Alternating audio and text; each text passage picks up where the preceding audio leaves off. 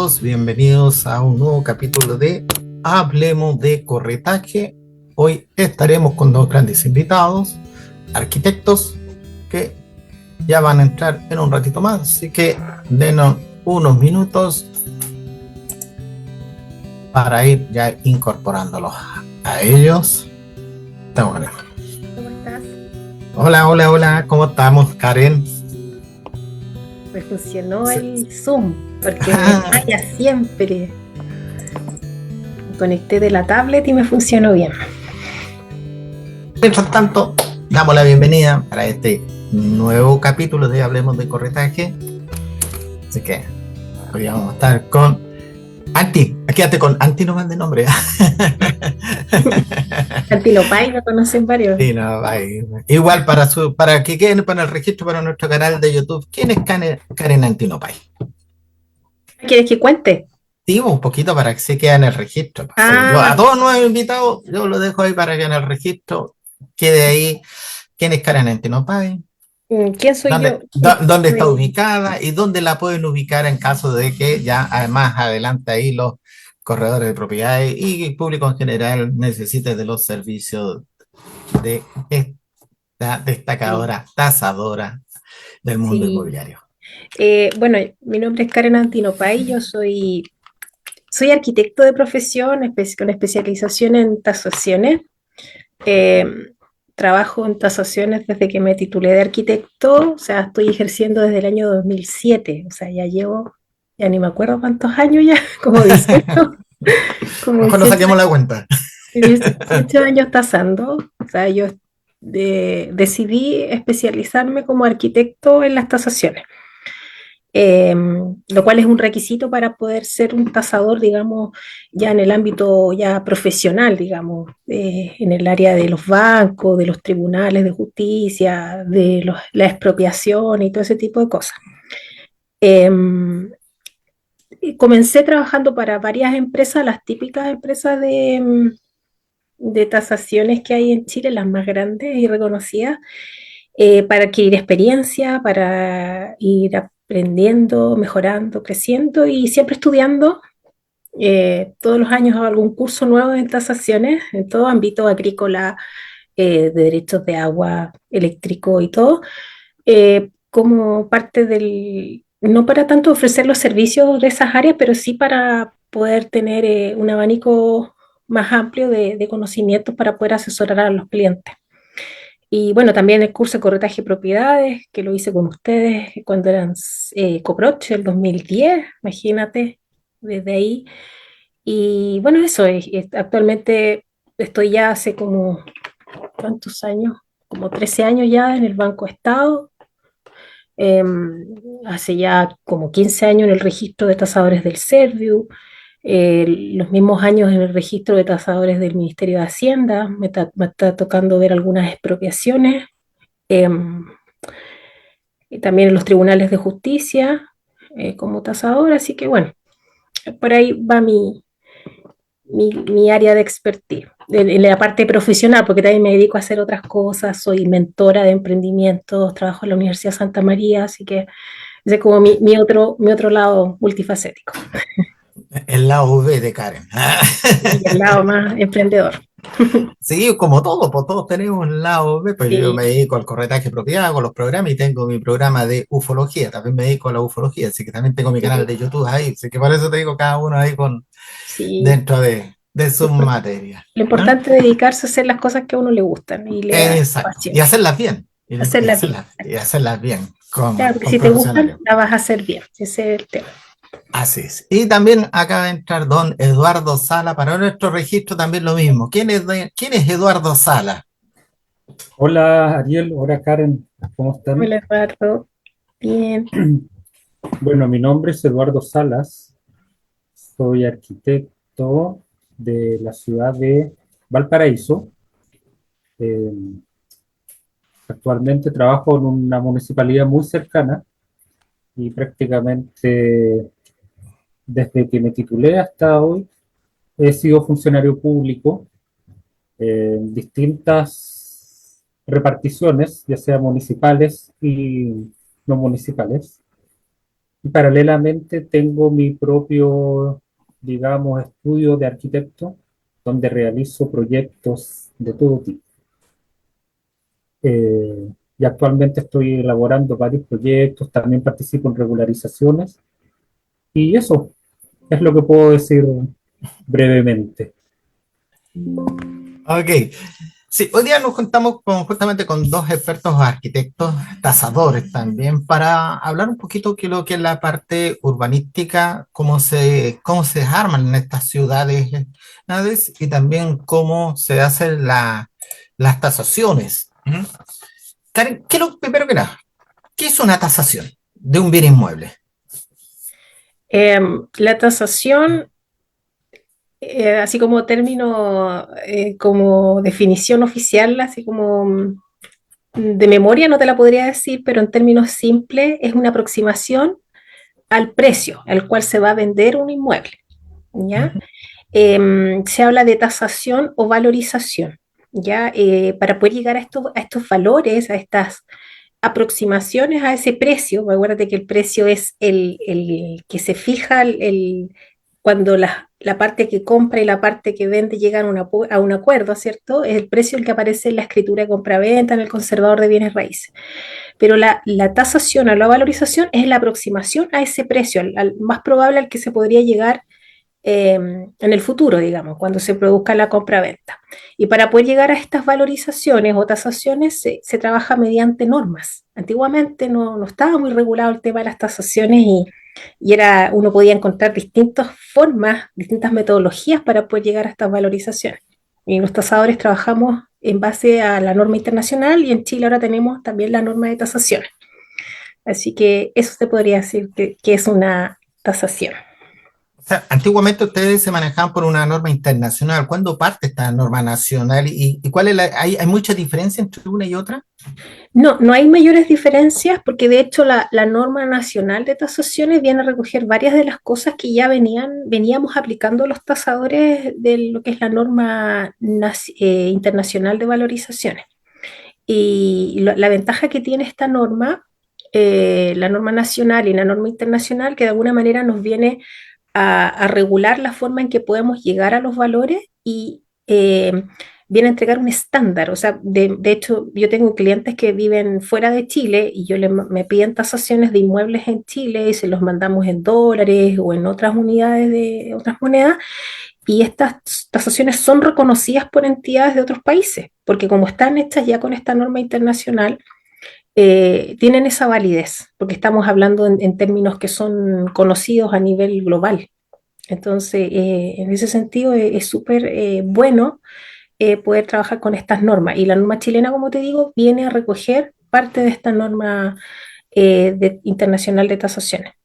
Esta norma chilena parte de algún ministerio, ¿cómo nace? O sea, Es ¿y una, quién la crea en el y es fondo? una gestión que comenzó, bueno, se concretó el año 2021, ahí aparecen los gremios, la Asociación de Tasadores de Chile, que antiguamente era la Asociación de Arquitectos Tasadores, Instituto de Normalización, y finalmente se pudo concretar la primera versión el 2021.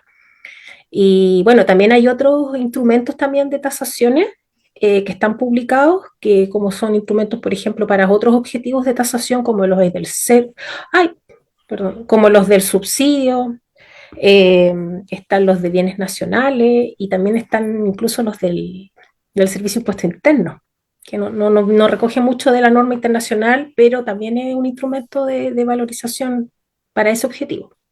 O sea, que todos los tasadores hoy en día en Chile se tienen que regir por esa normativa. ¿No? Sí, Ya, dependiendo del dependiendo de objetivo de tasación. Claro, la base está en la la... norma internacional, la norma chilena, y de ahí, dependiendo del objetivo, por ejemplo, si es una tasación para un subsidio, se recoge también lo que es el manual de tasaciones de los subsidios. O si es una tasación para banco, ahí se recogen los instructivos que tienen los bancos también para constituir garantía y todo eso. Entonces, así se van complementando con otros marcos regulatorios. Claro. Nosotros sabemos, tenemos claro, nosotros como corredores de propiedades tenemos claro que cuando hay un crédito hipotecario o hay un subsidio de por medio o un juicio, tiene que ser un arquitecto tasador el que tiene que hacer este trabajo y aplicándose esta normativa que tú dices. Ujú. Pero también nosotros como corredores de propiedades podemos ser tasadores para poder hacer tasaciones internas particulares para nuestros clientes que de repente no manejan bien el precio porque dicen se guían por el precio sentimental y uno los puede aterrizar para cosas que cuando llegue el tasador del banco, ¿ah?, estén más o menos a la par y el cliente diga, ah, sí, este corredor me hizo una tasación y de acuerdo a lo que salió el banco. También el tasador particular, en este caso como corredor, también tenemos que regirnos por la misma norma, seguir la misma metodología. Exacto, exacto, porque finalmente eso es lo que nos va a permitir a todos poder tener como tener una misma lectura de lo que se está evaluando y poder llegar a un buen resultado. Correcto. Eduardo, yo sé que también tú haces tasaciones, pero yo te quiero llevar por la parte urbanística, ¿ah? En este caso, ¿cómo influye el uso del suelo definido en el plan regulador en el valor de una propiedad, por ejemplo, en una residencial, comercial o en algo mixto? Buena pregunta. Lo que pasa es que, claro, yo creo que una tasación, sobre todo en el caso de bienes que no sean vivienda, necesariamente deben estar relacionados al uso de suelo que pueda permitirse. Porque imagínate, no sé, voy a poner un ejemplo ahora. Eh, bueno, creo que este local de Quilpué que se cambió no era por un tema de uso de suelo, sino que fue por un tema de patentes. Pero imagínate un bien que ya su uso no está vigente en el plan regulador. Lógicamente que eso va a afectar algunos de los principios de tasación que se pueden ver involucrados en su valorización. Por ejemplo, el mejor y el mayor uso u otros, que si es, por ejemplo, un bien al que alguien va a invertir y la rentabilidad está en su funcionamiento más que en el valor de la construcción, por así decirlo, o en el valor de mercado de lo que está edificado, va a influir demasiado. En el caso de las viviendas no es tanto, porque es muy raro que una vivienda deje de estar permitida en un plan regulador. Son los otros bienes los que están más en peligro, por ejemplo, un local nocturno, eh, una discoteca, una cafetería quizás, que podría alguien pegarse un buen costalazo en el sentido de invertir en un bien así y después no poder darle funcionamiento, no poder usarlo. Entonces ahí yo creo que el uso de suelo sí o sí hay que chequearlo, Claro, pero sobre en todo este, cuando hay un plan regulador claro, relativamente nuevo. claro, en este caso, por ejemplo, cuando en un plan regulador donde hay todo, digamos, un proyecto, digamos, de ciudad donde tienen que hacer carreteras, nuevas calles, vías férreas, qué sé yo, y hay que hacer expropiaciones también, también eso influye mucho, digamos, en el valor de mercado de la propiedad que va a ser expropiada. Es raro porque generalmente se les tiene como mucho miedo al tema de la expropiación, que en realidad el plan regulador no las ve, sino que lo que hace el plan regulador es, en el fondo, declarar algunos inmuebles que están dentro de vías o espacios públicos que se proyectan a futuro. Pero siempre, o sea, no significa que pierdan valor, pero hay como mucho mito, yo creo que por parte de los bancos que están como vueltos locos, o las tasaciones pidiendo certificados de no expropiación, cuando hay muchos terrenos que están con declaratorias y nunca van a ser expropiados. Y que en realidad lo que se construye es muy poco. Entonces, y hay otros factores, hay otros elementos que quedan muy descuidados y que no están certificados, por ejemplo, la calidad de una construcción. Es decir, como que en términos de valorización comercial, existe mucho cuidado con las declaratorias o las futuras expropiaciones, en las cuales sí va a haber después se viene una nueva tasación para indemnizar en este caso al afectado, pero hay otras situaciones que nadie las revisa. Por ejemplo, el estado real de una construcción, que muchas veces las tasaciones no son muy precisas en eso, o Correcto, tampoco es mucho el estándar que se pide sobre eso. correcto. Eh, Karen, Dígame. Lo voy a ir pampeando por una parte, como te digo, por la parte urbanística y por la parte de tasación. ¿Ah? En este caso, ¿qué métodos de tasación son más adecuados para evaluar una propiedad residencial versus comercial? Por ejemplo, el corporativo de mercado, capitalización de rentas, costo de reposición. ¿Cuál hay una diferencia ahí entre una residencial versus una comercial? ¿Cuáles son los métodos más adecuados para tasar ahí? Eh, bueno, va a depender el objetivo de la tasación. Siempre eso es lo más importante, porque si tú me dices cuál incide, por ejemplo, para tasar un local comercial versus una vivienda a propósito del reavalúo fiscal que se viene el próximo año, que es súper importante y que está Ahí súper vamos a en tocar boga el el tema. tema de los avalúos fiscales. Ahí en ambos casos entra el marco regulatorio que tiene el Servicio de Impuesto Interno. Entonces, por eso es súper importante el objetivo. O sea, no basta con decir tasación, porque dependiendo del objetivo van a variar las metodologías y dependiendo del Ujú. tipo de bien. Pero si hablamos de una tasación, por ejemplo, para saber valores de compraventa, uy, se escuchan voces. Sí, sí, se escuchan Si es, voces. No, está mi señal que si pasó es por ahí. para, si es para saber valores de compraventa, claro, por ejemplo, para una vivienda que se transa en el mercado, podría ser, claro, el más representativo, la metodología de comparación de mercado, pero se complementa con, como tú bien dices, con las otras dos metodologías, que es la capitalización de la renta, porque esos inmuebles son capaces de generar renta a través de, por ejemplo, los arriendos, y el costo de reposición también, por lo que está construido y por el terreno.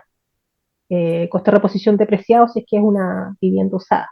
Y en el caso de los locales comerciales, dependiendo del potencial o del uso que tenga el local comercial, ahí a lo mejor pudiera ser el más representativo la capitalización de la renta, porque si es un inmueble que tiene una capacidad de generar renta y el mayor valor o el valor va a estar determinado por esa capacidad de generación de renta. Ya sea como renta mensual o a lo mejor como la generación de ingresos que pueda hacer por los flujos que tenga como negocio. Entonces, por eso te digo, va a depender bastante del objetivo principal que se tenga con esa tasación. O sea, en este caso, es el cliente el que tiene que darte la indicación de para qué se va a tasar la propiedad. ¿Cuál es? Exacto, exacto. Eso es súper importante. No basta decir, quiero hacer una tasación, ya, pero ¿a quién la va a ver? ¿Cuál es el objetivo? Entonces, con ese objetivo y para quién se va a presentar esa tasación es como donde el tasador pone el ojo. Es como el versus cuando nosotros los corredores de propiedades, cuando una persona nos dice quiero comprar una vivienda. Y la pregunta es, Ujú, ¿para qué la quiere? ¿La quiere para vivir? ¿La quiere exacto, para invertir? ¿La quiere para rentar? ¿Para qué la quiere? exacto, Entonces la tasación en el fondo del lugar, porque así ustedes se encasillan, digamos, al objetivo que les pide el claro, cliente para poder hacer la tasación definida. ¿Mm? exacto. Porque imagínate que nos piden una tasación, dice, una tasación comercial. No es que la estoy comprando. Ah, perfecto. ¿Y cómo la va a comprar? No, el contado. Ah, bien. Pero resulta que nunca te dijo que era el contado, pero con un subsidio en complemento. Y Claro. no la hicimos en el formato del subsidio, no la hicimos de acuerdo al manual de tasaciones del subsidio, entonces después la lleva y se la rechaza. ¿Por qué? Porque no está hecha con esa mirada y con ese enfoque. Claro. ¿Te Nos fijas? entregó el informe de habitabilidad que también se tiene que entregarse. Exacto. Y se ¿Mm? tasaron cosas que a lo mejor el Servio no consideraría porque no tienen recepción, cosas así. ¿Te fijas? Entonces es súper importante tener claridad siempre de los Claro. objetivos de la tasación. Sí. La pregunta importante es ¿para qué lo quieres? Ahí Exacto. esa es la gran pregunta que uno tiene que hacerle, sobre todo en el momento de nosotros los corredores de propiedades, cuando estamos vendiendo una propiedad y y nos llaman del banco, qué sé yo, indicarle al tasador, esta propiedad es para una venta con crédito hipotecario, por eso lo mandó el banco, pero hay un subsidio de por medio, para que a lo mejor Por el ejemplo. tasador a lo mejor no maneja el tema de los subsidios y no sabe hacer los formatos. ¿Eh? Es decir, no, es que yo Por no tengo ejemplo. idea cómo hacer, yo hago las tasaciones comunicaciones, es que entonces no me va a servir, ¿eh? No me va a servir. Entonces prefiero que no Exacto. me tase y llamo al ejecutivo para decirle, ¿sabe qué? Me mandaron mal al tasador. No es que sea malo, sino que no, porque es como los abogados se especializan en distintas cosas, y un Mm. arquitecto tasador también se puede especializar en distintas cosas, así que... Claro, o a veces ocurre que hay bancos que nos trabajan, no están muy enfocados en ese tipo en ese segmento de cliente, entonces tampoco tienen mucha expertise en ese tipo de tasaciones.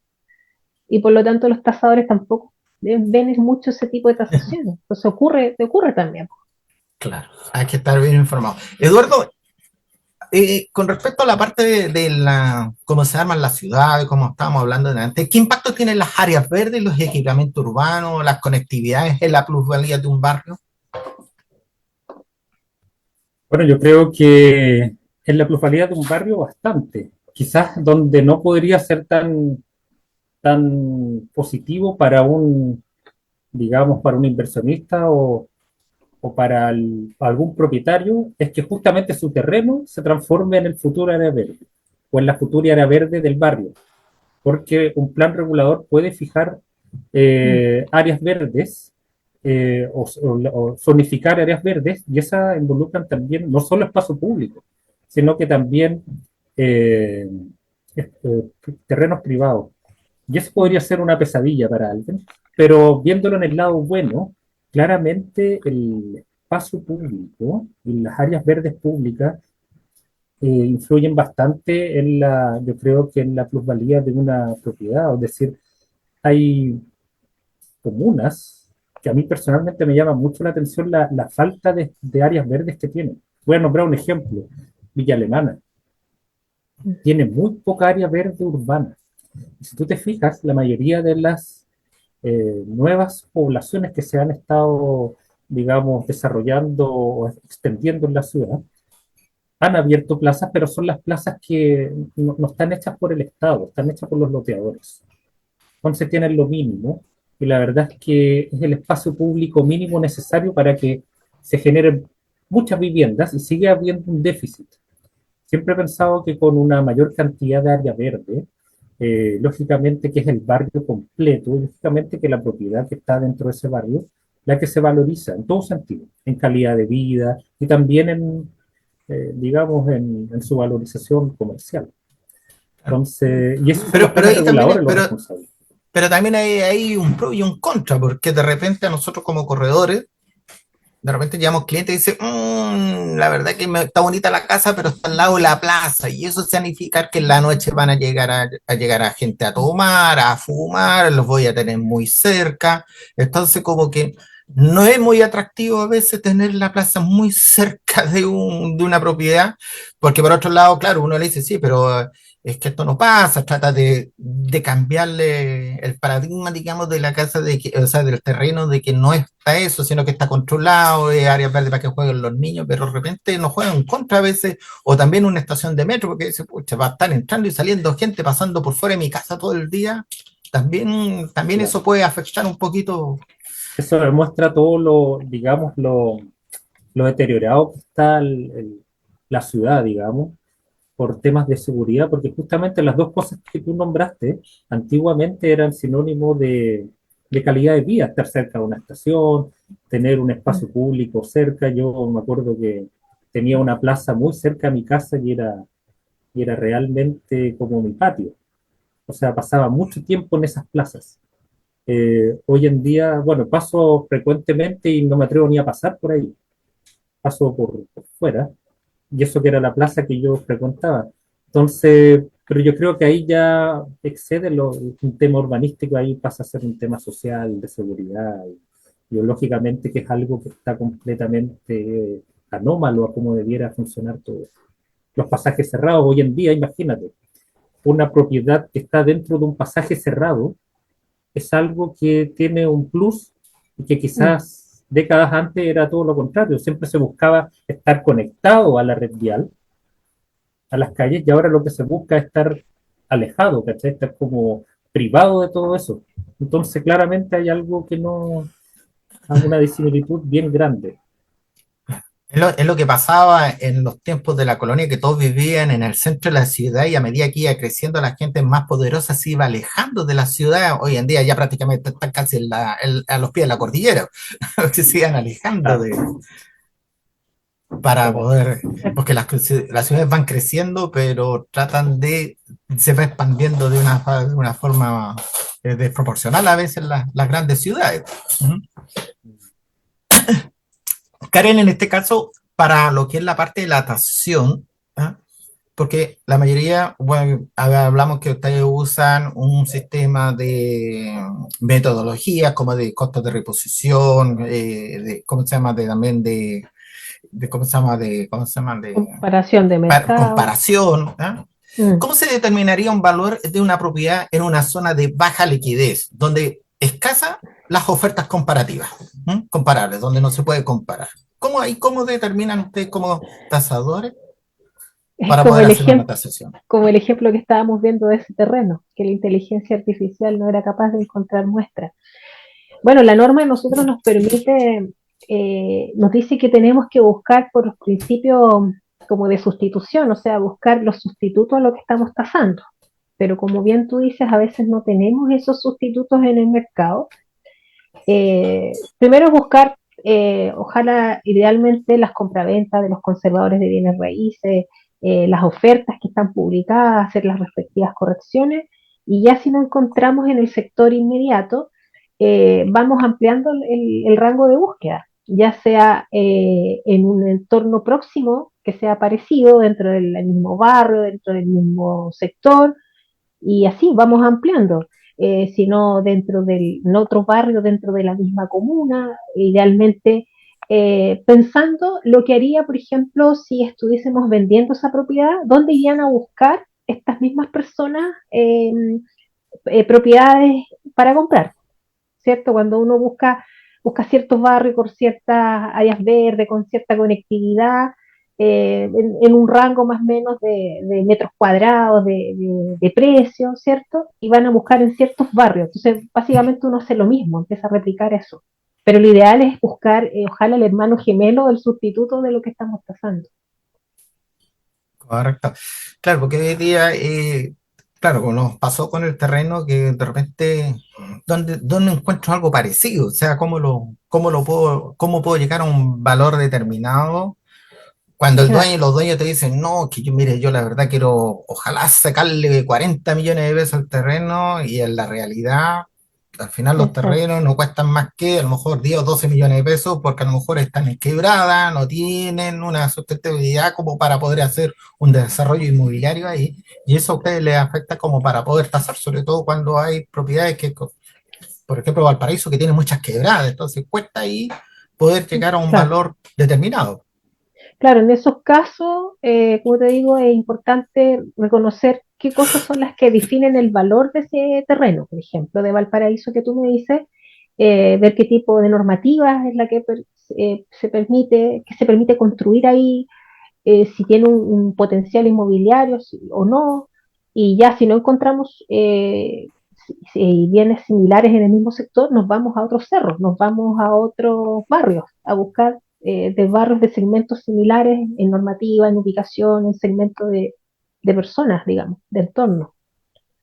Entonces, eso es lo que hay que hacer, ampliar el rango de búsqueda. Salir a investigar en el fondo. Claro, a veces nos toca incluso salirnos de la comuna porque no encontramos. Y a veces hay comunas que tienen las mismas normas por los planes reguladores intercomunales, Me parece que son Quilpué Villa muy Alemana, parecidas. claro, Sí, de repente uno está muchas de pasando, esas. por ¿Mm? ejemplo, en sectores norte de Villa Alemana y está al ladito de Belloto Norte, y es como lo mismo. No te Ah, das cuenta cuando pasas de una Sí. comuna a otra, por ejemplo. el problema está que nosotros tenemos, como corredores de propiedades, en el fondo que los corredores en general, cuando publican propiedades en ciertos sitios web para publicar, porque también ustedes aprovechan de sacar información, están con los precios muy elevados, porque Mm, a no manejar ellos la valorización realmente de una propiedad, por no tener por lo menos una noción de tasación, por lo menos para poder decirle al propietario, sabe que esta propiedad no vale 150, vale 100, no, por ningún lado nos va a cuadrar estos 150, pero la siguen publicando en los 150 o en 200, qué sé yo, y cuando ustedes encuentran a red, dice, he visto varias propiedades parecidas a esta, todas sobre 180 millones de pesos, pero no me cuadra ni el metraje no me cuadra nada, o sea, con respecto como a poder valorizar.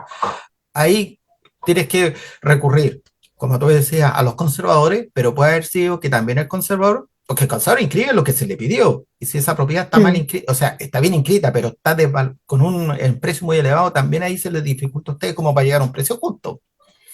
No, pero ahí nosotros hacemos las correcciones, buscamos las muestras que sean más homogéneas hoy en día hay mucha información que está en la web, por ejemplo, podemos con las direcciones, porque los tasadores ya conocemos las ciudades, entonces podemos ver hasta en tal lugar y con la dirección podemos sacar el rol, con el rol podemos ver el avalúo detallado, podemos ver imágenes satelitales y ya con eso tenemos referencia.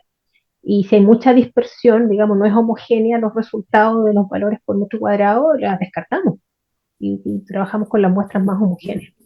Y yo me puedo ir como para atrás para ver cómo era antes esa propiedad, esos valores, como para llevarlo al valor actual, porque viene con una inflación muy alta, y ver que a lo mejor 3 4 años atrás, que a lo mejor esa propiedad valía 70 millones de pesos y hoy día la pusieron en 150, pusieron el doble, y cómo poder actualizarla, pero no tan inflado como lo estaban colocando en las publicaciones. Puede servir de una referencia, pero la verdad es que la tasación piensa que es como una foto del día que tú estás pasando. Y en ese periodo económico, con esa situación de país, con esa normativa, entonces, no sé, pues si nos vamos 4 o 5 años atrás, capaz que tasemos en plena pandemia, tomemos muestra de plena pandemia, donde la gente estaba un poco asustada, tratando de vender rápido, quizás por la incertidumbre que habían otras tasas de interés, la UEF era distinta. Entonces, no sé si será muy bueno hacer eso. Departamentos completamente devaluados en relación a las Sí, casas, pues, porque había exacto, una... Lo mismo quizás pasaría después de un terremoto, los departamentos también empiezan a bajar, exacto. claro, es una fotografía del momento. En el momento. Y en este caso, la planificación urbanística, Eduardo, cada comuna tiene su plan regulador, tiene sus zonificaciones, ¿ah? Cada comuna es diferente, porque yo Villa Alemana, Quilpué es diferente, Santiago, Maipú, qué sé yo, ¿ah? Pero en este caso, ¿de qué manera afectarían las restricciones urbanísticas, como las alturas máximas o las densidades en el desarrollo inmobiliario? Bueno, ahí sí que el plan regulador es eh, sobre todo para, por ejemplo, el caso que pusiste recién, un terreno, no alcancé a escuchar la primera parte, pero me pareció entender que hablaban de un terreno, ¿no? Digamos. Y Sí, de claro, un si haces terreno algo que... para invertir, afecta bastante, porque prácticamente la tasación es una lectura puede basarse en un estudio cabida o una proyección de lo que se puede llegar a construir o a rentabilizar un terreno. Entonces, claramente no es lo mismo una altura de 20 pisos a de 2 pisos. Y bueno, hay uno de los cambios, por ejemplo, en Quilpué se hizo un cambio bastante notorio en lo que era la altura permitida, en Valparaíso también. En Viña del Mar hace rato que se viene como anunciando un cambio en el plan regulador, pero se mantiene el mismo hace como 20 años, si no es más.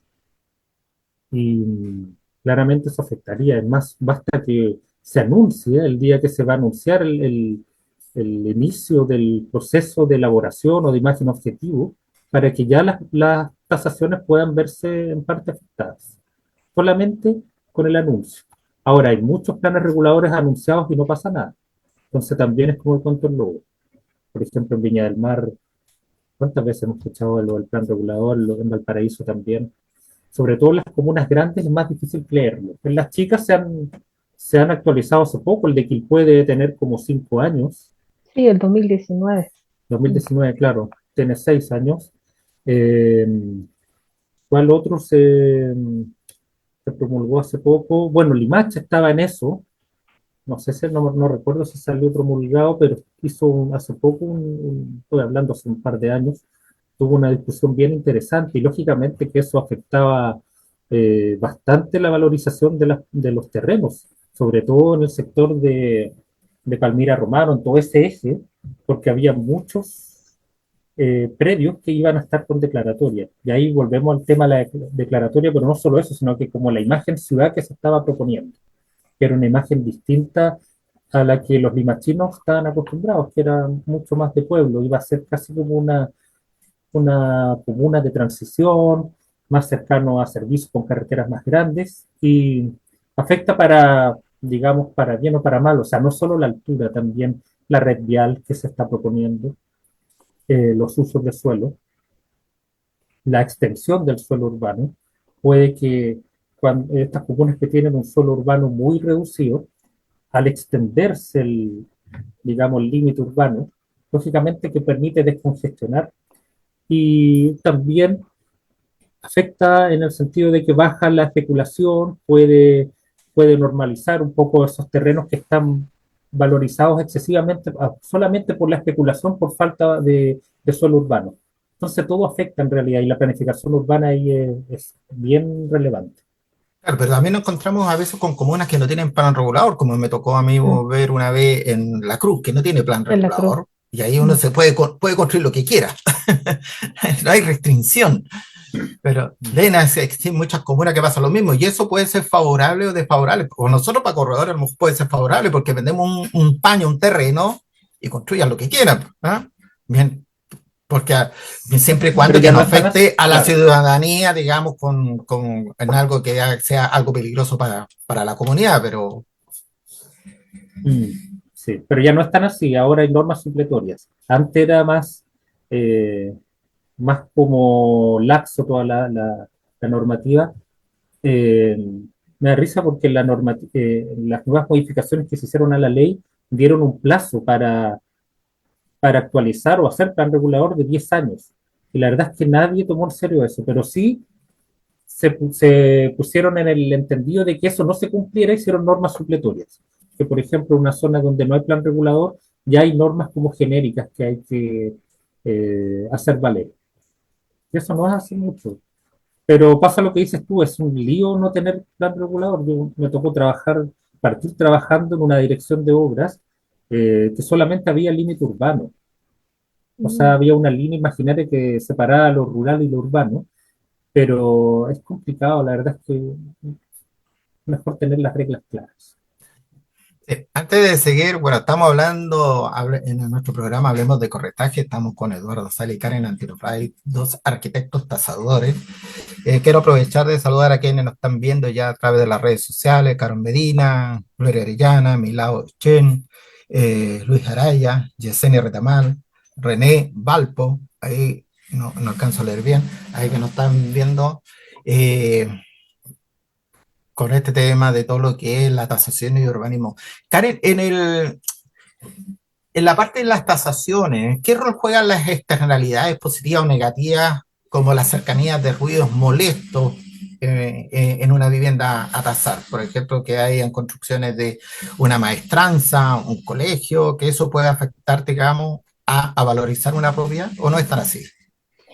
Sí, se pueden considerar ese tipo de externalidades. Dentro de la metodología de tasación hay una parte donde nosotros podemos hacer homologaciones, homogenizaciones u homologaciones, que tienen que ver con es mayor, mejor, superior, similar. ¿Te acuerdas que veíamos ese tipo de cosas? Entonces, uno puede considerar los atributos más representativos que tenga el inmueble y si uno considera que el tema del ruido, por ejemplo, es un factor importante, se puede considerar en comparación a otros bienes que estés utilizando como muestras de mercado que a lo mejor no tengan ese factor. Entonces tú puedes ir ponderando las muestras de acuerdo a ese factor y te va a incidir en el resultado de lo que estás pasando.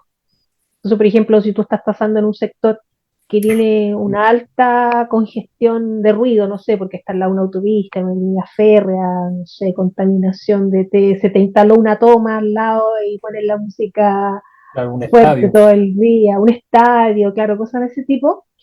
El ideal es usar muestras que estén en esa misma condición, pero a la vez también puedes ir corrigiéndolas, por ejemplo, por el factor de ruido, por el factor de contaminación ambiental. También puedes considerarlo dentro de la tasación Nosotros cuando y vas ponderando. definimos los territorios, tenemos un sector rural y una parte urbana, pero hay algo entre medio que se llama extensión urbana. ¿A qué se refiere la Mm. extensión urbana? Porque yo tengo un terreno, por ejemplo, para la venta, en Limache, que justamente que tiene una parte dentro del terreno, me dice rural, extensión urbana y urbana.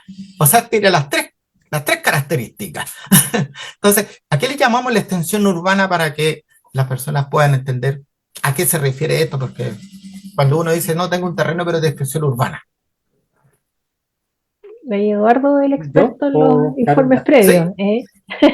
Bueno, Eh, Eduardo, Eduardo, el experto ahí. no, no, claro. Menos en extensión urbana. Es que la extensión urbana es como bien. Eh, claro, es que lo hace que, dicho de una manera súper como caricaturesca, es suelo que parece rural, pero está dentro del límite urbano. Es decir, Mm. está planificado para que se utilice como urbano, pero aún no está dotado de los servicios esenciales para la vida urbana, digamos como la pavimentación, las redes de agua potable, iluminación, alcantarillado, iluminación, pero ya está, al estar dentro del límite urbano, deja de ser rural normativamente, aunque parezca campo, digamos, se vea muy rural. ¿Y cuál es la diferencia con el suelo urbano propiamente tal? Quien edifica en el suelo urbano se entiende que ya cuenta con todas eh, las urbanizaciones y también las vías públicas, digamos, las vías nacionales de uso público, los bienes, para enfrentarlo. A diferencia del suelo de extensión urbana, en donde es muy probable que quien lo deba ejecutar también las vías que están proyectadas por el plan regulador y las vías que puedan ser de iniciativa propia. Entonces, claramente tiene unas exigencias mayores al suelo urbano que ya está consolidado. Mira, en este caso, bueno, generalmente uno habla siempre de las subdivisiones, que los terrenos se subdividen, pero cuando yo quiero Ujú. unificar un solo lote, en este mismo caso, pongamos que un Ya, cliente nos diga, mire, sabe que tengo tres lotes, y justamente un lote está en la parte rural, el otro lote está en la extensión urbana y el otro está en la parte urbana, ¿ah? Y lo quiero unir en un solo lote. Ahí, ¿dónde me tengo que fijar ahí para poder a qué va a corresponder al final ese loteo unificado de tres roles para hacer uno solo? ¿Al urbano, a la extensión o al rural? el que está rural no lo vas a poder fusionar con los otros de partida. Ese, lo que acabas de nombrar es un tema bien difícil porque existen vacíos y más que vacíos hay principios que nunca se han cambiado, nunca se han modernizado. Por ejemplo, la fusión no existe en el área rural. Por lo tanto, un terreno rural con un terreno urbano no se debieran poder unir. Los urbanos, ¿por qué? Porque de hecho, si tú miras la normativa, solamente se habla solamente por una precisión normativa. Se dice que los terrenos rurales pueden ser divididos, pero en ninguna parte dice que pueden ser fusionados. Y siempre se ha planificado digamos, el proceso de división desde fundos grandes a parcelas más chicas, pero nunca al revés. Es una rareza que tiene la normativa. Los terrenos urbanos sí se pueden fusionar. Pero Entonces, en en este ese caso, caso, si para un tuvieras proyecto tres, inmobiliario, ese terreno rural, aunque esté muy apegado al otro, al va a quedar terreno afuera. urbano, va a quedar afuera. Queda sujeto a otra normativa, que es eh, especial para los suelos rurales. En el suelo rural funcionan otros principios. En el suelo rural hay una prohibición de construir, salvo excepciones. En el suelo Mm. urbano es todo lo contrario. La verdad es que tienes que urbanizar, tienes que dar tienes que contar con un estándar mínimo por estar en el suelo urbano. Entonces, es tan visible la normativa que le afecta a ambos terrenos que difícilmente formarían parte de un mismo proyecto inmobiliario. O sea que en este caso, si hubiese un proyecto así, se podría unir la extensión urbana con lo urbano y la parte rural dejarla como patio, digamos, como una zona de campo, una zona de extracción que esté a lo mejor dentro del Uh -huh. proyecto como una zona ecológica a lo mejor, Claro, Claro, por claro, una ejemplo, cosa así. sí. Mm.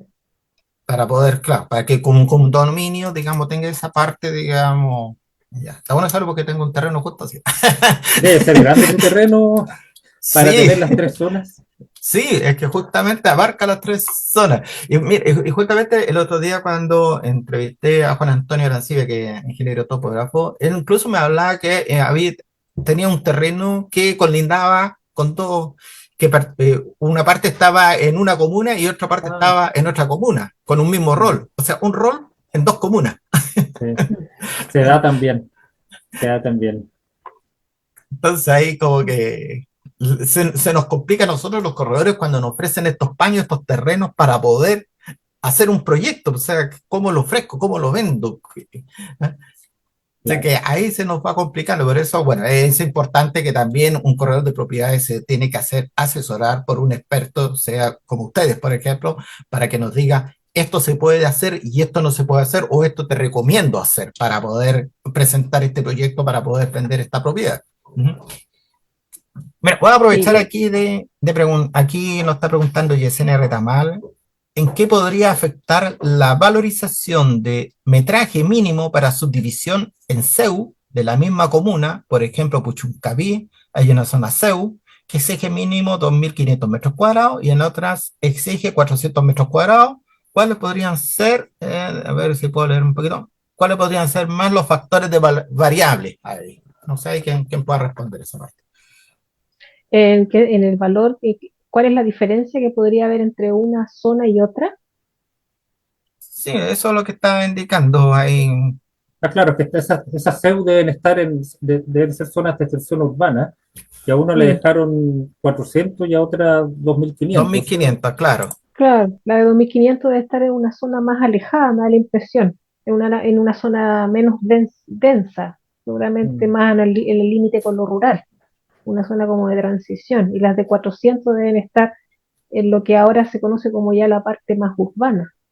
De hecho, ahí con el tema de los valores, ese es un cambio súper importante, significativo que hemos visto en los tasadores de cuando se cambió ese plan regulador en 2014, que se cambió el plan intercomunal, el metropolitano, y toda esa zona que antes era rural, de Puchuncaví, Maitencillo, todo ese sector, eh, se multiplicaron los valores, porque antes, no sé, pues no podíais dividir en menos de 5.000 metros cuadrados y ahora pasaste en terreno que era 5.000 metros cuadrados, lo puedes dividir en, no sé, pues en 10 de 500 y el valor creció muchísimo, pues. Entonces, es súper importante eso. Y ahí, bueno, ¿cómo incide el valor? En lo que hablábamos al principio.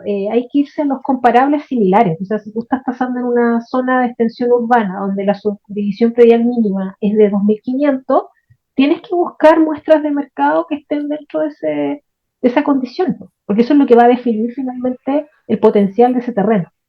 Y lo mismo con el terreno que está en la zona de extensión urbana de 400 metros cuadrados. ¿Ya?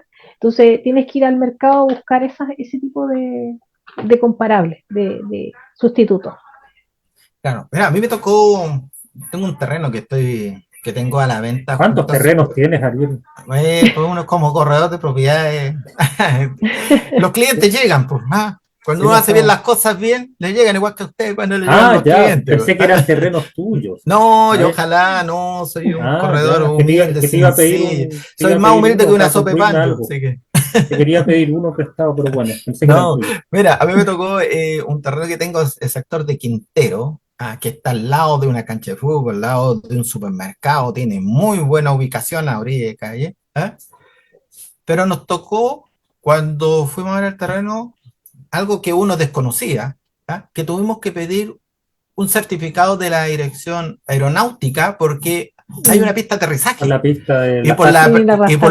y por Mm, la pendiente, ahí nos tuvieron que entregar un certificado que no podíamos construir no más allá de 4 pisos, porque mm, el SIP nos permitía poder construir casas o departamentos, pero la dirección aeronáutica nos dijo, ojo, hasta 4 pisos.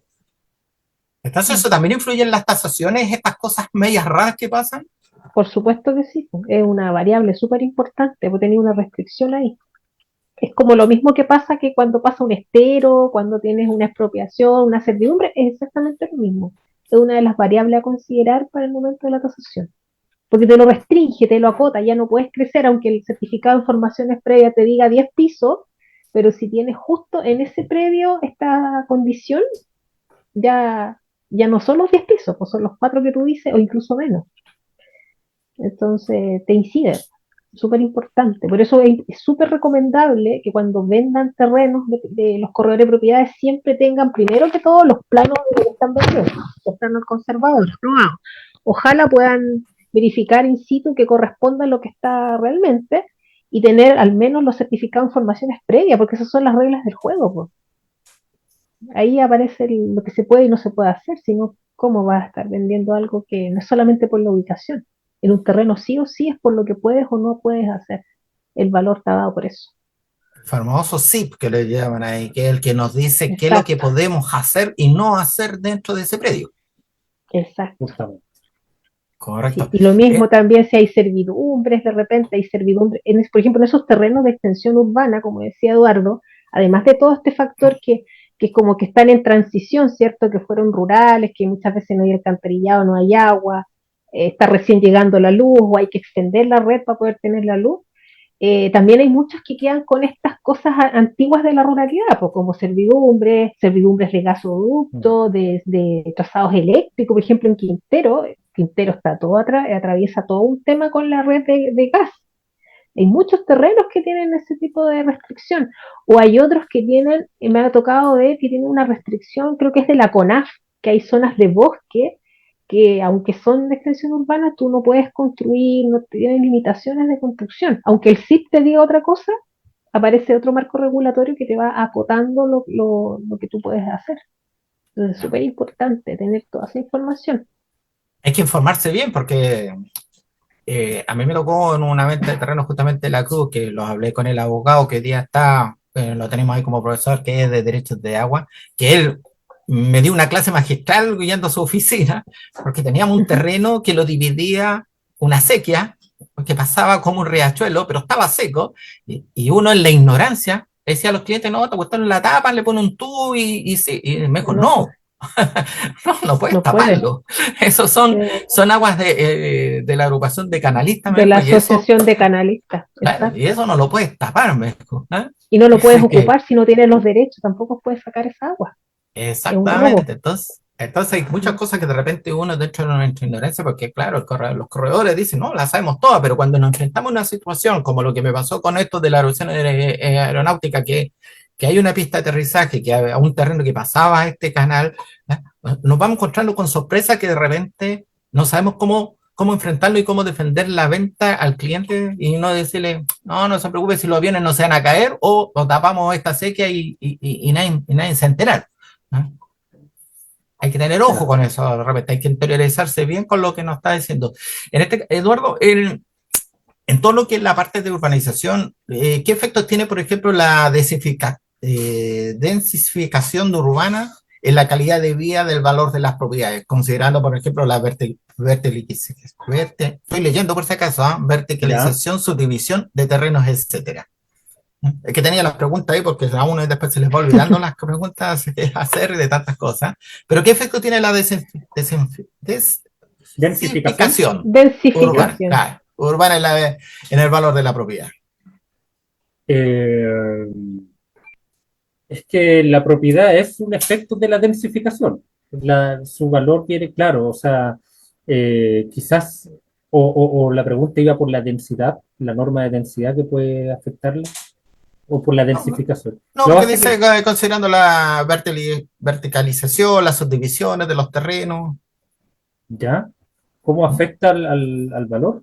Claro, ¿cómo afecta el valor ahí?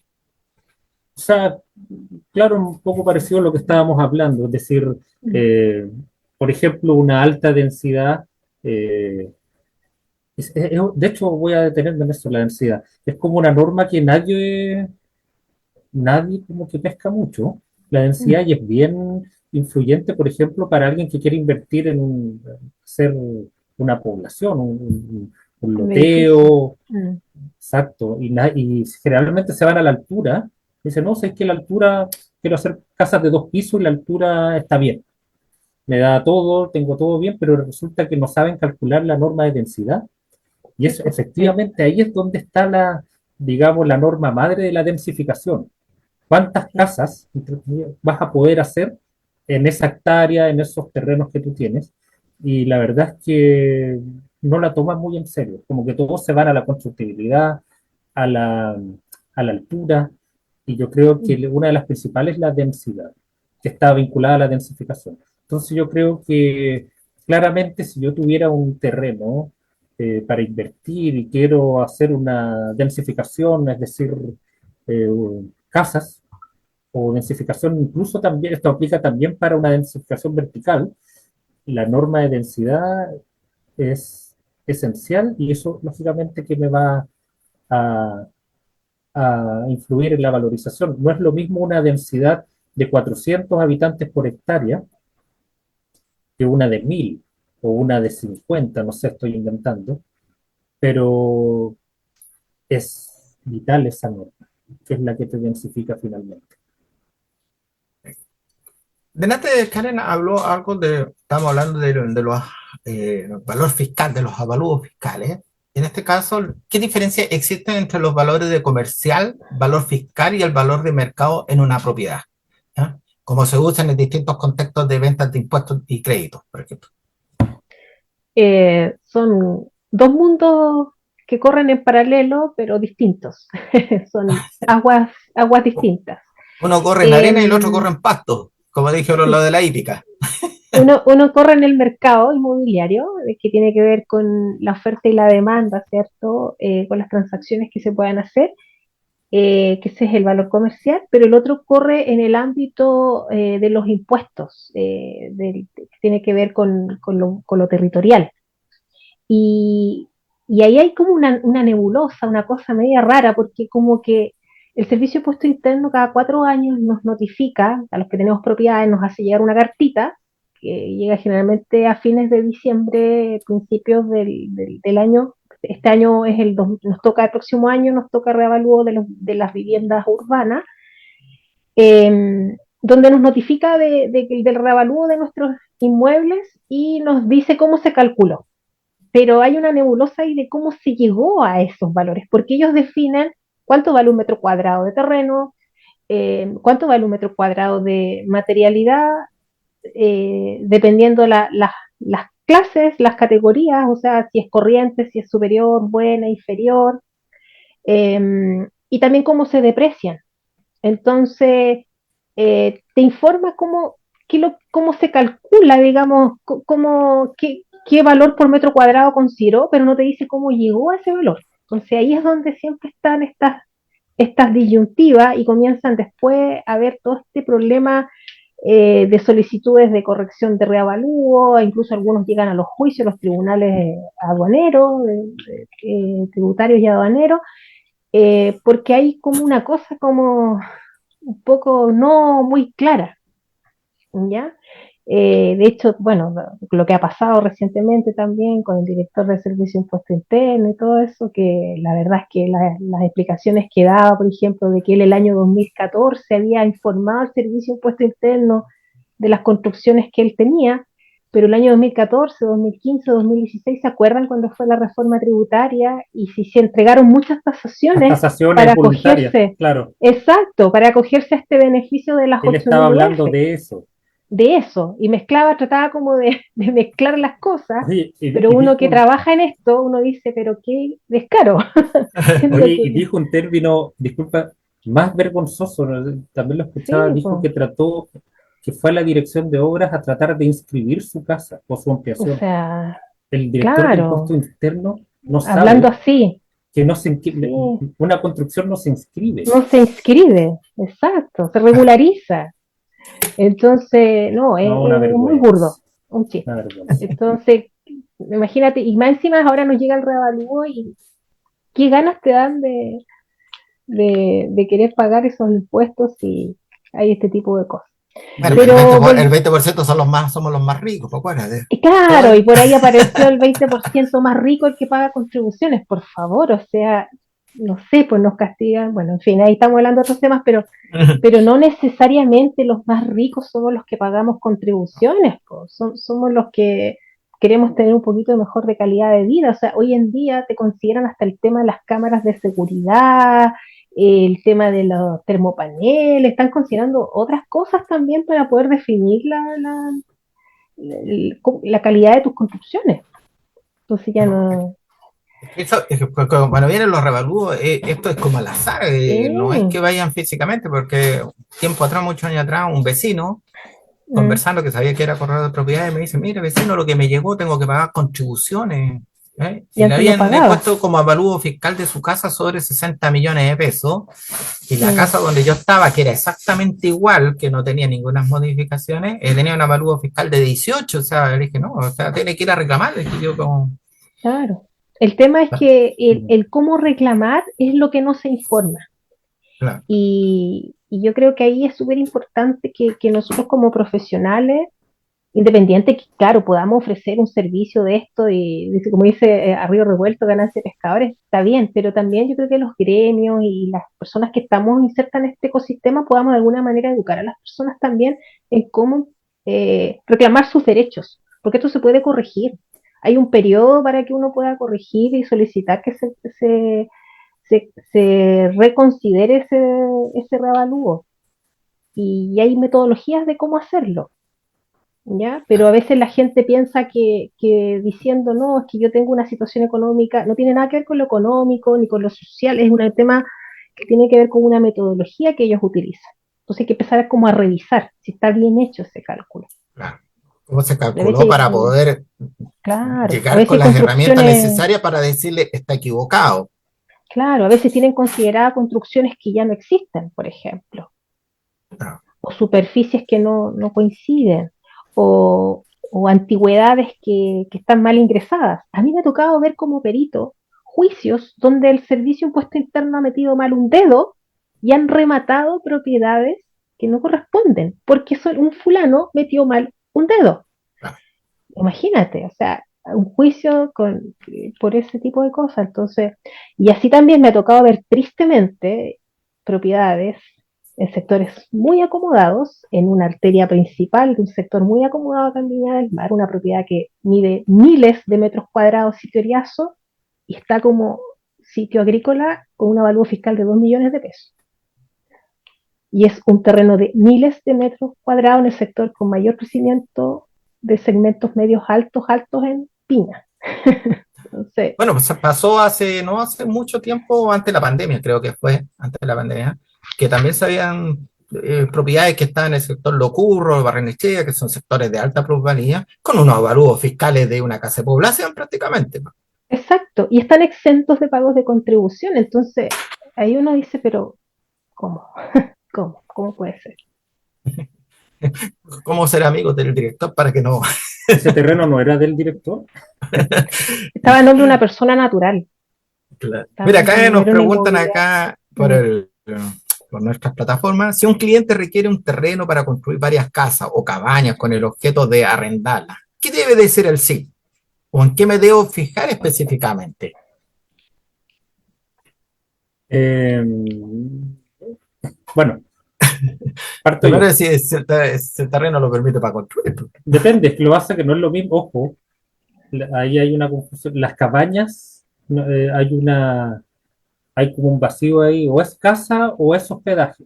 Hay que Mm. definirse, porque la cabaña como concepto urbanístico constructivo no existe. O quizás sí existiría dentro de un proyecto turístico, pero si fuera, por ejemplo, estas casas como para arrendarlas como por temporada, quizás, eh, que el uso suelo sea residencial vivienda. Ahora, si está dentro de un sector como de turístico, o sea, está dentro de un proyecto turístico, tendría que ser lógicamente un equipamiento.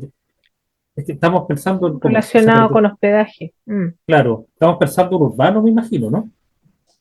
Bueno, no, no Bueno, si fuera, dice, claro, no dice nada, porque en fuera la parte urbano, espérate. rural, hay muchas partes rurales que en el sur de Chile donde existen estas parcelas que tienen cabañas que son para turismo, pero se Ahí, hace un o sea, proyecto, se hace un proyecto, se hace un ahí proyecto opera otra ahí normativa. económico. En la zona rural opera otra normativa que es el artículo 55, que en el fondo son normas de excepción para dotar de equipamiento turístico un sector. Que ahí opera por otro lado muy distinto. De hecho, el SIP Claro, no sirve de mucho. Claro. Bueno, ahí claro, y como claro, Yesenia que preguntaba dice, complementarlo, no es SEU, decía ahí, por ahí. ya, complementando lo que dice Eduardo, es súper importante saber cómo va a ser la figura legal con la que se va, o el destino que le van a dar legalmente a ese predio, digamos, si van a ser habitacional, porque el SIP te va a dar una ocupación de suelo, una densificación, por ejemplo, si todo es habitacional, o si es comercial o de hospedaje comercial. Entonces ahí puede que te dé otra constructibilidad o de otra ocupación de suelo, entonces va a depender de cómo lo vayan a hacer. A lo mejor podrían tomar la decisión en virtud de lo que sea más conveniente, de lo que te permita hacer más metros cuadrados. Y en términos de tasaciones también es súper importante porque para los bancos, cuando, por ejemplo, si tú quisieras vender eso, tú lo construyes y lo quieres vender después, para el banco, cuando hay más de dos, por ejemplo, si tiene destino habitacional, para el banco cuando hay más de dos unidades de vivienda dentro de un mismo rol, de un mismo inmueble, para los bancos eso es un local comercial. Y ahí pasa a ser criterio de local comercial, o sea, se tasa lo que tiene recepción definitiva. ¿Ya? Pero en el Independiente. caso supuesto, por ejemplo, si yo tengo un terreno de 5.000 metros cuadrados, vamos a poner el ejemplo, en pleno centro de Villa Alemana, es un sector, porque yo soy de acá de la zona, ¿eh? Y una zona totalmente urbana, ¿eh? Que a lo mejor la zonificación me dice que no puedo construir a lo mejor más de 4 o 5 propiedades, pero yo quiero construir más, me puedo coger a lo mejor una ley de copropiedad como para hacer un tipo condominio, a lo mejor, aunque no lo voy a vender, pero lo voy a utilizar para arrendar esas propiedades, pero me puedo coger para poder hacer un condominio dentro de ese terreno. Es que con 5.000 metros cuadrados en la zona urbana podía hacer más que hartas cosas. Pues. Bueno, o ya Me salen pongámosle un par de 2.000 metros, edificios, o 2.000 metros cuadrados, unos me dos salen mil metros como cuadrados. unos edificios ahí. Pues que generalmente la subdivisión predial mínima en la zona urbana son 400, 500 metros, ahí salen por lo menos 4 terrenos, puede hacer una subdivisión acogida al DFL2, una copropiedad, depende de lo que quieren hacer. Claro, lo que pasa, además que complementando eso, con la ley de copropiedad inmobiliaria no se puede hacer nada que infrinja el plan regulador. Es decir, es como Claro. si el plan regulador no te permitió ese número de unidades que decías al principio, con la ley de copropiedad tampoco lo vas a lograr. Es decir, la copropiedad se sustenta o se aprueba sobre un proyecto aprobado en conformidad al plan regulador. No puede, la ley de copropiedad no puede hacer que un plan regulador se deje de cumplir.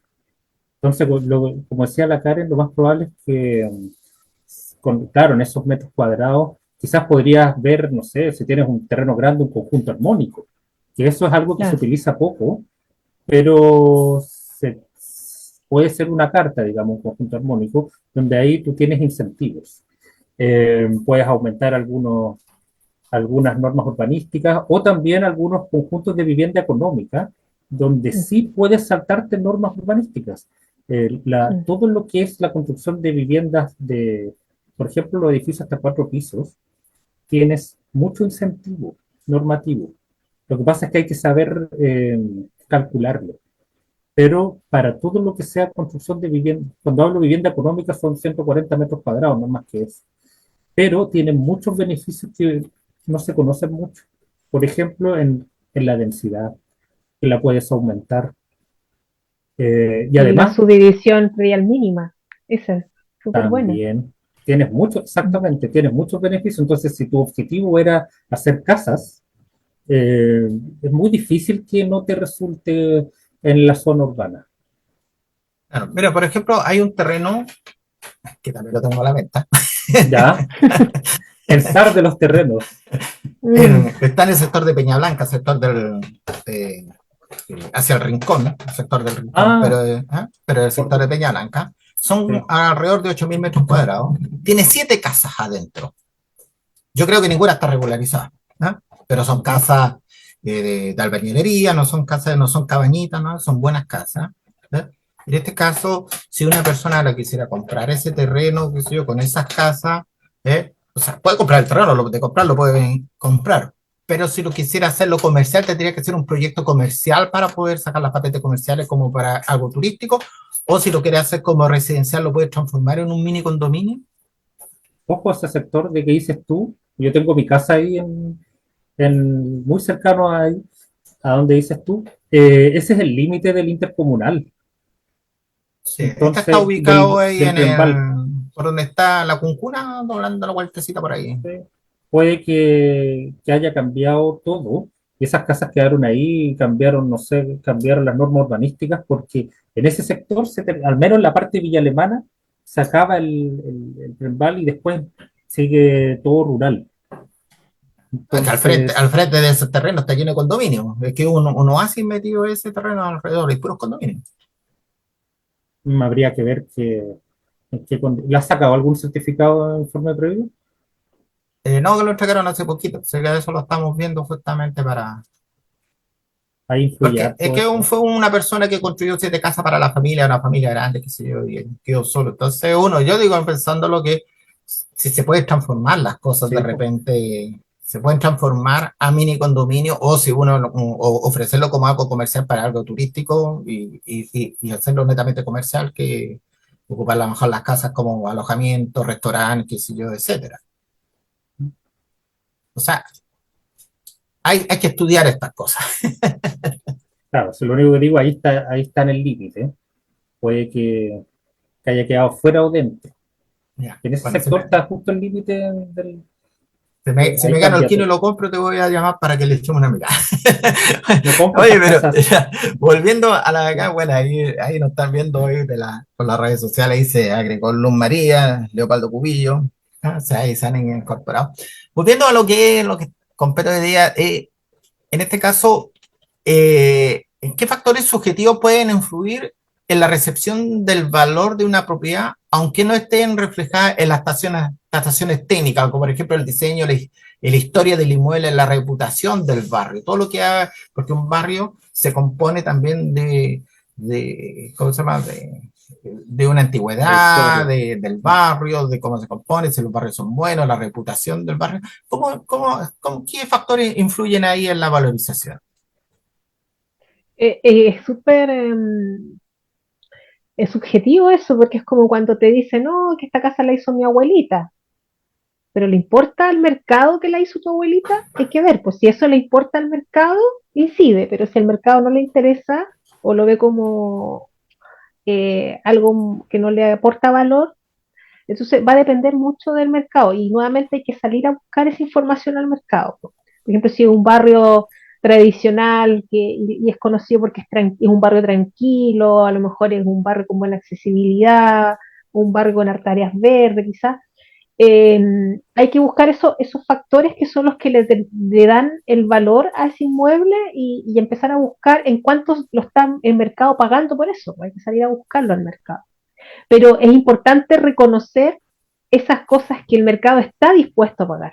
No solo por decir, no, es que esto lo construyó fulanito y por eso vale. No, o sea, ya, está bien, pero el mercado está dispuesto a pagar por eso. Mira, a mí me tocó una tasación en Villa Alemana, no, aquí fue de una casa que la había construido, una casona súper linda, pero estaba muy deteriorada porque era de conservación histórica. La había construido el piloto Pardo, algo así, está ahí en la plaza antigua de Quilpué. Ya. Muy bonita los pasamanos y todo, pero, y tenía toda una historia, pero cuando tú sales al mercado a buscar eso, tú dices, ¿el mercado le interesa realmente que esta le haya construido el fulano tal? Si al final, después, por ejemplo, la quería comprar un colegio que estaba al lado, pero el colegio, está bien, la historia y todo, pero al colegio lo que le interesaba era poder tener salas de clases, poder hacer cosas, pero al final la casa, como estaba declarada como, creo que estaba como un monumento, no podían modificarla, po. Entonces, Ya. finalmente, la cuestión estaba llena de ermitas y al final la historia y todo lo que tenía no era pasaba a ser secundario porque no desmotivaba al mercado a querer adquirirla. Y yo creo que eso debe mucho lo que pasa también en Valparaíso, y Eduardo es más entendido en la comuna de Valparaíso, pero yo creo a la larga a veces hay cosas que pasan a desmotivar al mercado y hay otras que sí motivan al mercado. Y hay que reconocer esas cosas. Y en este caso, cuando la propiedad, como tú decías, que tiene termita, que no puede, o tiene adobe, que no se puede tasar, qué sé yo, ¿ah?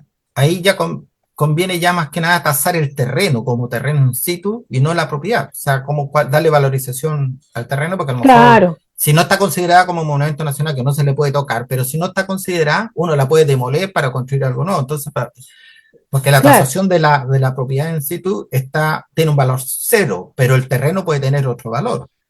claro. Y ahí nuevamente entramos al potencial del terreno, a la ubicación y todo ese tipo de cosas que sí está dispuesto a pagar el mercado, que sí valora, aprecia de ese inmueble, de esa ubicación. Claro. Ustedes como arquitectos y además como tasadores tienen una responsabilidad ética en un proceso. ¿Ah? ¿Cuáles son sus responsabilidades de un tasador a evaluar una propiedad con fines comerciales o judiciales? Por ejemplo, hay un conflicto de intereses, las transparencias, metodología. ¿Cómo les afecta a usted la ética profesional en una tasación?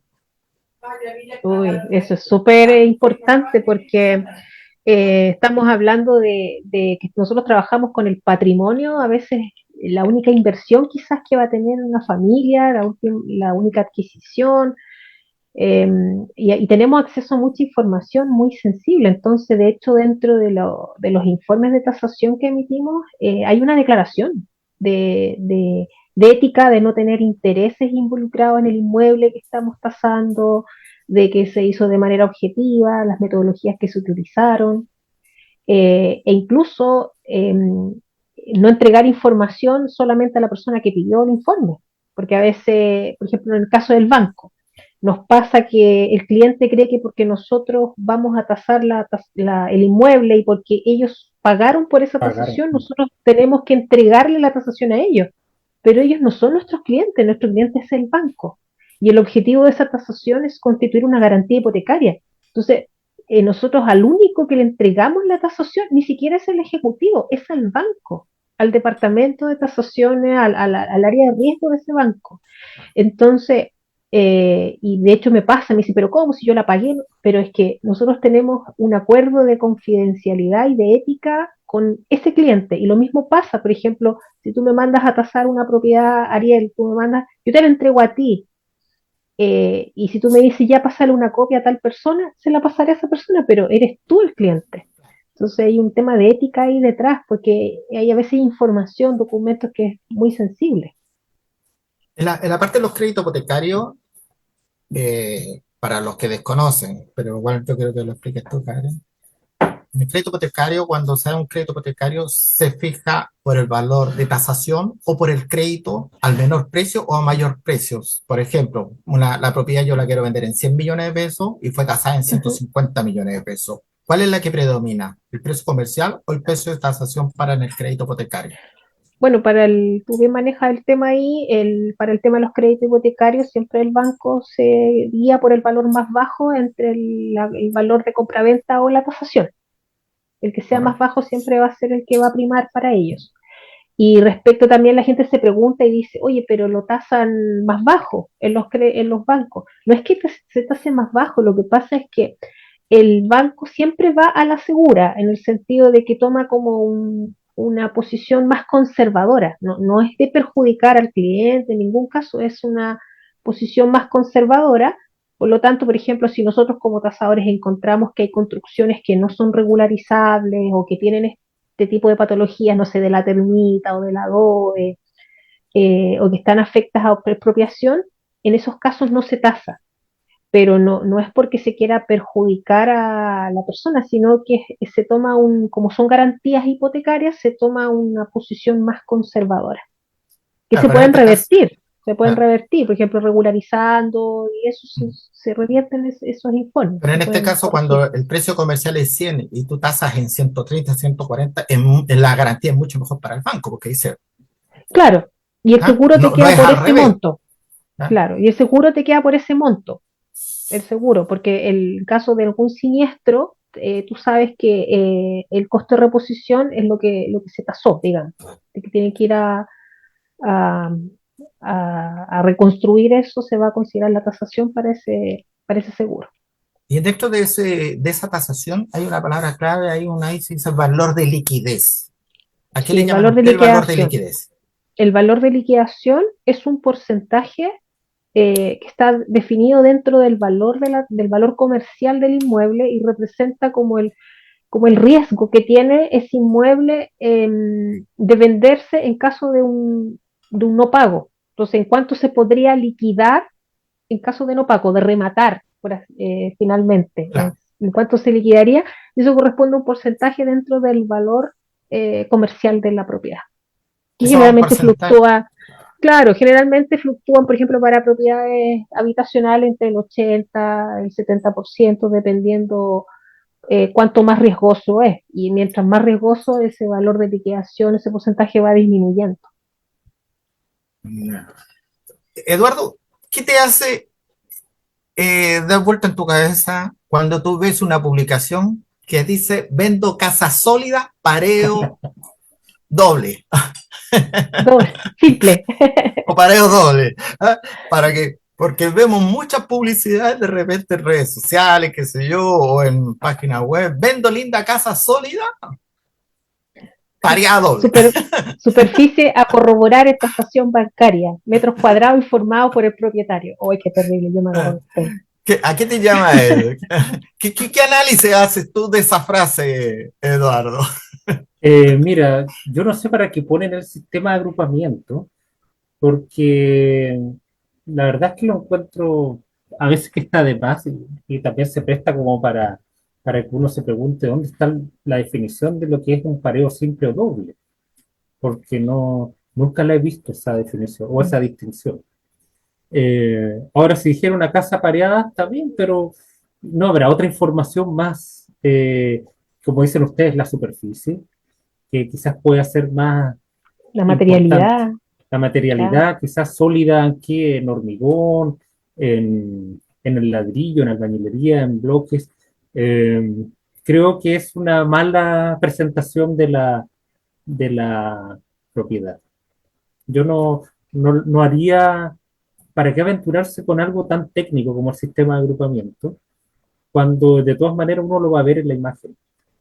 Claro, pero en todo caso, Y ensucias el... un aviso debería decir, por último, vendo hermosa casa de tabiquería o albañería reforzada, de hormigón armado, o casa aislada, o casa pareada.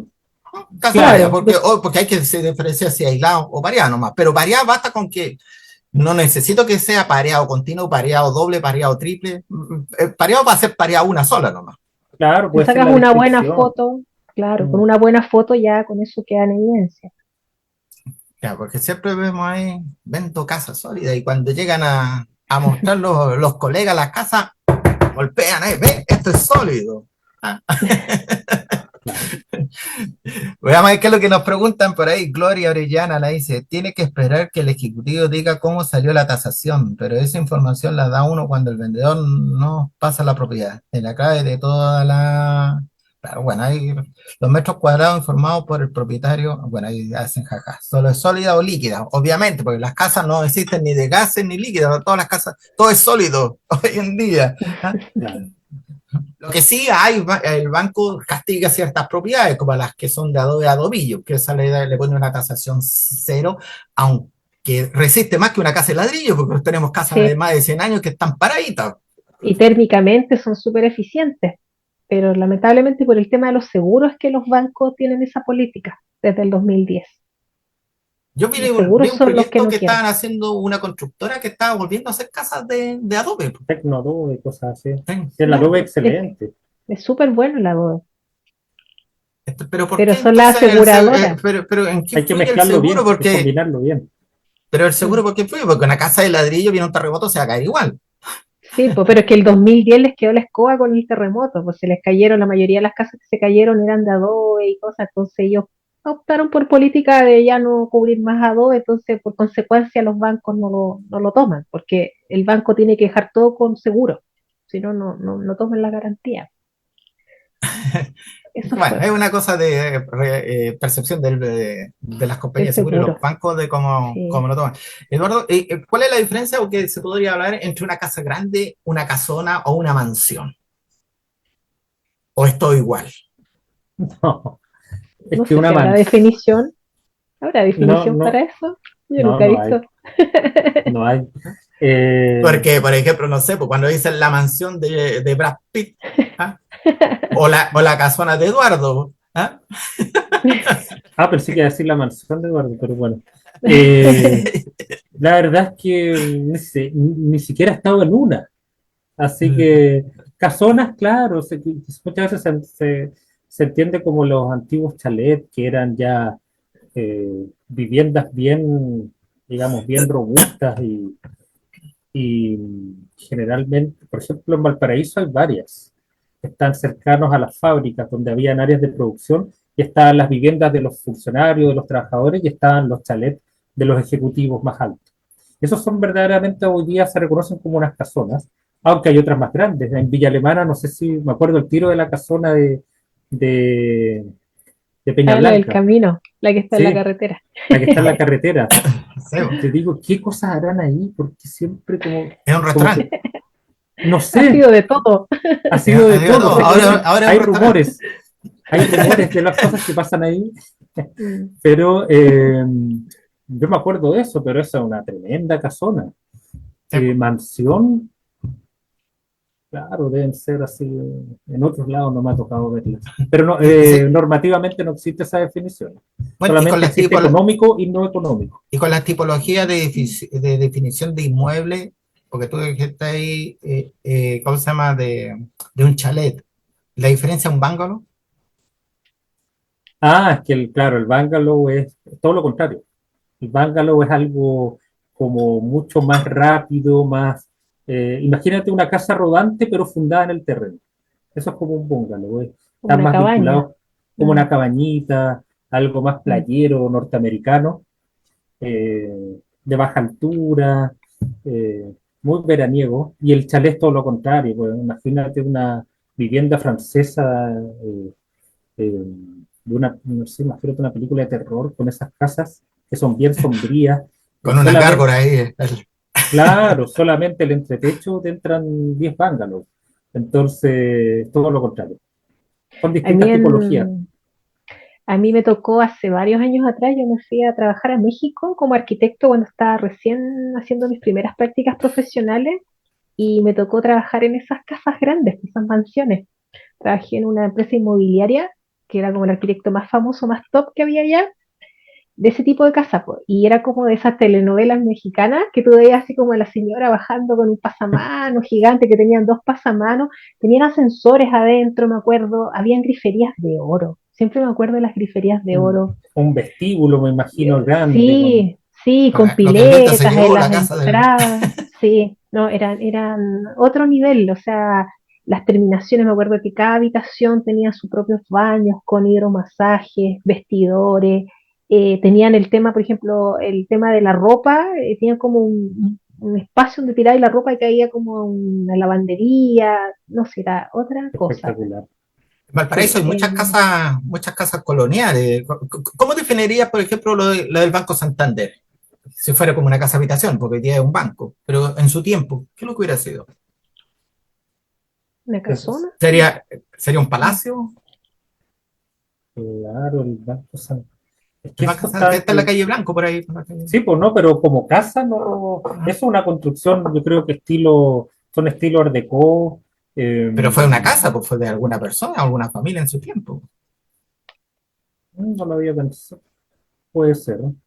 Claro, que está tan remodelado que ya ni lo parece, pero Algún efectivamente, acaudalado portuario que estaba por ahí antiguo, Sí, pues quizás. se acuerda que de todo lo que es Mm, Valparaíso, todas las casas antiguas que hoy día son comerciales fueron viviendas. Pues, ¿ah?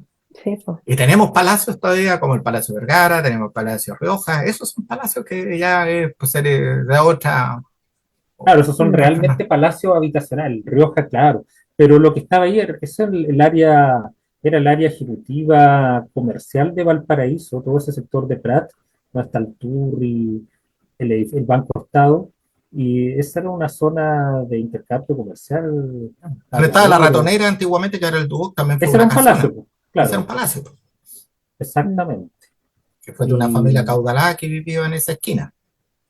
claro, claro, ahora todo eso ya, bueno, en algún momento se fue ya conformando como barrio comercial portuario y hay fotos bien interesantes de Valparaíso antiguo, así como bien antiguo, con calles de tierra, con carrozas y todo, y efectivamente algo se puede ver cómo era, pero después, yo creo que hace como un siglo era el esplendor y todo eso era un sector muy comercial. Bien, pues. Ya, vamos a ir terminando. Yo les quiero agradecer, Karen y Eduardo, por este pequeño conversatorio en Hablemos de Corretaje. Pero antes de irnos, antes de irnos, quiero que me den un consejo para los corredores de propiedades cuando nos estamos vendiendo una propiedad y sabemos que va a ir un tasador. ¿Qué es lo que tenemos que llevarle al tasador al momento de presentar alguna documentación que le sea más rápido para que el tasador no esté yendo a los conservadores, no esté yendo a la municipalidad. ¿Qué documentos importantes debería llevar uno al momento de la tasación, Karen? Depende de la propiedad que estemos tasando Pero y pongamos que para un qué crédito hipotecario de estemos una casa, tasando. Ya, por ejemplo, si es un crédito hipotecario de una casa, por lo menos la copia de inscripción, ojalá las recepciones definitivas de la vivienda original y de las ampliaciones. Ya con eso podemos tasar. Ahora, hay varios corredores que los conozco gracias a CEPEVAL, que son bien mateos y llevan los avalúos detallados, tienen planos y eso es una maravilla poder hacerlo. Y pasa no solamente por un tema de voluntad de que el tasador no quiera ir al conservador o no quiera ir a la municipalidad. Hoy en día, con todo este tema que hay de las tomas y todas estas cosas raras, muchas municipalidades no están dando acceso a cualquier persona a tener esa información. Están cobrando y están pidiendo desarchivos que demoran varios días y a nosotros nos dan un plazo muy acotado para responder a eso. Ahora, en casos, por ejemplo, donde además hay un subsidio habitacional de por medio, con mayor razón, sí o sí, porque si no es motivo de rechazo automáticamente de ese subsidio. Y cuando es un caso como una parcela, ahí sí o sí tiene que estar la documentación. De hecho, a nosotros los tasadores cuando nos llegan tasaciones de parcela y los ejecutivos del banco no cargan los documentos, nosotros simplemente las rechazamos. No vamos, porque para constituir garantías sobre una parcela es mucho más exigente que con una casa por todas las razones que explicaba Eduardo. Hay que ver el tema del agua, cómo es esa agua, llega a través de un pozo, llega a través de una red del condominio, del loteo, y si es así, está con la aprobación de la Seremi de Salud, esa agua, cómo se entra a esa parcela, se entra a través de un bien nacional de uso público, se entra a través de una servidumbre, se entra a través de otra parcela que se llama camino, entonces todo eso tiene que estar documentado, los planos de esa parcela, a ver si algún tipo de afectación, algún tipo de servidumbre u otro. A veces son parcelas que no están estacadas. Si no están estacadas o con cerco, nosotros no las podemos pasar. Entonces, el tema de las parcelas, sobre todo, es un tema muy sensible. Y donde más se caen las parcelas es por el tema de la electricidad. Cuando la red no pasa por alguno de los deslindes, hay que hacer una extensión de la red, ahí generalmente se rechaza. Entonces, y el problema que se rechaza es que nosotros como tasadores perdemos tiempo y dinero, porque a veces tenemos que ir a lugares lejos y llegamos allá y no se pueden tasar. Entonces, por lo mismo, ya como política de tasadores, es que si no llegan todos los antecedentes, las rechazamos hasta que nos manden todo. Porque no podemos esperar a ir allá y ver si se puede tasar o no. Así que esa es la recomendación, sobre todo con las Sí, parcelas. me quedé pegado por eso yo, pero bueno. Sí, Para de hablar de ti. No, que Vamos a como empezar a hablar de ti. está lloviendo fuerte eso iba a ser más acá, interesante. se me había quedado pegado, Quedará pero yo lo para estaba otra. viendo por Facebook, sé que estaba viendo que me estaba moviendo, pero yo me quedé así, Ya, perfecto. me quedé pegado.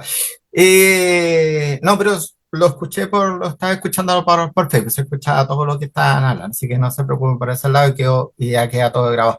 En este caso, también como para ir despidiéndonos, también Eduardo, lo que nos pasó con la casa de Villa Alemana, con la señora extranjera, que vemos que es una casa que realmente no tiene antejardín, para regularizar una propiedad también, porque hay muchos corredores que le dicen a los clientes, mire, para poder venderla, lo ideal sea con subsidio o no, sin subsidio, qué sé yo, hay que regularizar la propiedad, hay que contratar a un arquitecto.